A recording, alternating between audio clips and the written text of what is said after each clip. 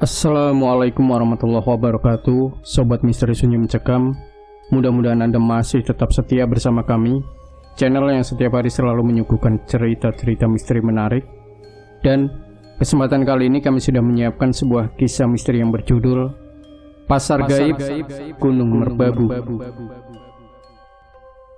Pasar gaib atau yang lebih dikenal pasar setan, sepertinya perkataan ini sangat naif didengar telinga kita.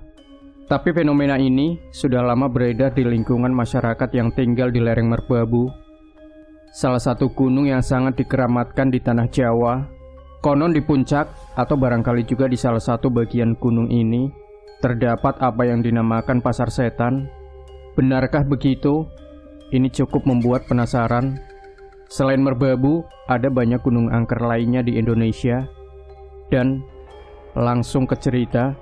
Bersama tim Mapala, mahasiswa pecinta alam dari salah satu perguruan tinggi swasta di Jakarta Barat, Misteri berkesempatan mencoba memastikan tentang keberadaan pasar setan Puncak Merbabu itu. 29 Maret 2001, rombongan Mapala berangkat.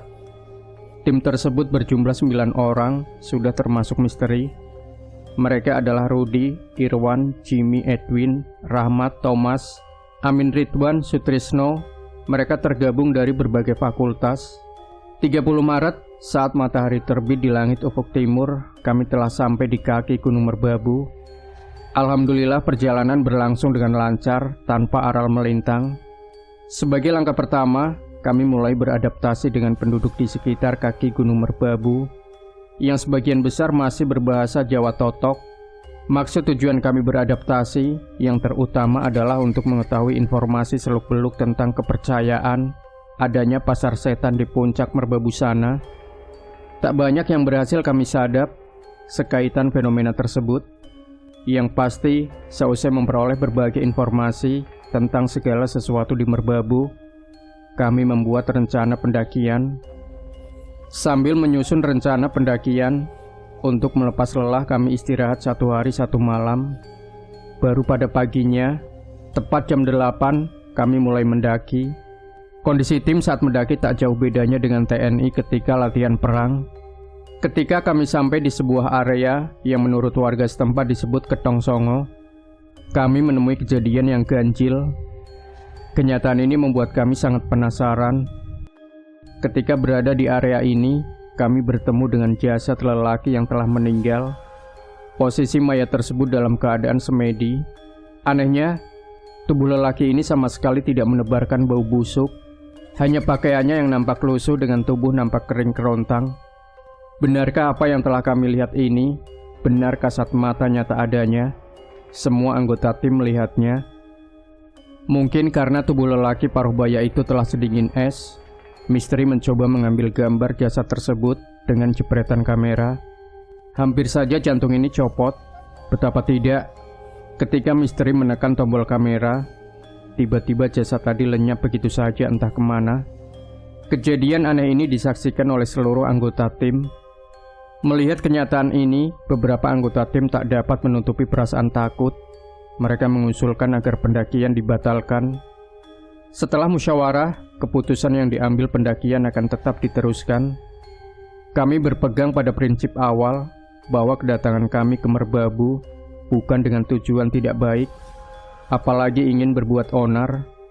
Dan yang pasti kami sepakat untuk selalu mengingat pesan yang diwanti-wantikan oleh salah seorang tetua warga yang kami temui di lereng kemarin, bahwa sepatah kata pun kami tidak boleh berkata yang berbau melecehkan keadaan setempat.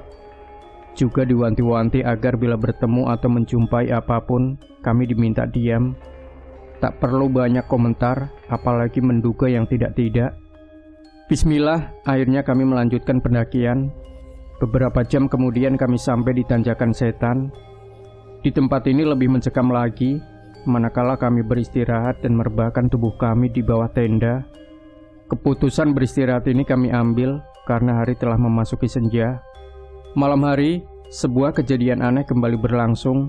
Persis pada tengah malam, Rudi yang terjaga dari tidur mengaku melihat ada 5 jasad perempuan yang seperti menempel di atas perbukitan dekat kami berkemah. Rudi yang terkenal sangat pemberani, pelan-pelan membangunkan anggota tim yang lain, termasuk Misteri. Namun apa yang terjadi? Manakala kami semua telah bangun, kelima jasad yang tertempel itu pun lenyap. Tapi misteri sendiri sempat melihatnya. Kelima jasad perempuan itu sepertinya telah lama mati. Tubuh mereka kurus kering dengan pakaian compang-camping. Entah siapa mereka. Misteri tak berani menyusun dugaan. Pagi harinya, dari tanjakan setan, misteri mencoba membidikkan kamera untuk merekam alam sekitar Merbabu. Usai itu kami pun melanjutkan perjalanan menuju pasar setan. Di tengah-tengah perjalanan, Thomas yang telah diperingatkan agar tidak memakai baju merah, rupanya nekat memakai baju larangan tersebut. Ujung-ujungnya, Thomas kesasar ketika hendak membuang air kecil di dekat salah satu pohon. Dia kesasar sekitar 250 meter. Ia baru datang hampir sejam lamanya setelah kami duluan sampai di pasar setan. Pasar setan sebenarnya tidak ada yang istimewa dengan tempat berjuluk menyeramkan ini, terutama pada saat siang. Secara kasat mata semuanya biasa-biasa saja. Hanya bentangan perbukitan dengan pohon-pohon besar dan kecil, juga semak belukar yang merimbun.